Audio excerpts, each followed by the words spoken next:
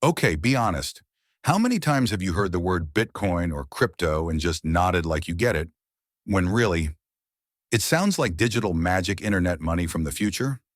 Yeah, me too. But what if I told you the big scary idea of cryptocurrency is actually built on a super simple concept you already know? It's not about complex code, it's about trust. Think about how you send money now.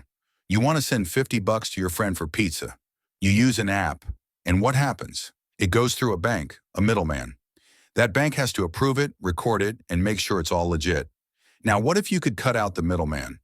What if you and your friend could just agree, okay, I have 50 bucks less, you have 50 bucks more, and everyone in our pizza group could see that transaction and agree it's valid? That's the heart of crypto. It's a digital, decentralized ledger. Fancy words for a public notebook that everyone can see and agree on without needing a single company in charge. So what's Bitcoin? Bitcoin is the first and most famous version of this public notebook. It's a digital currency that lives on this network of thousands of computers worldwide, all keeping the same record. No government controls it. No bank holds it. Mining is just the process of computers solving crazy hard math problems to add a new page of transactions to that public notebook. And as a reward for that work, they get a little bit of new Bitcoin. It's like a digital gold rush. Now, is it the future? Maybe.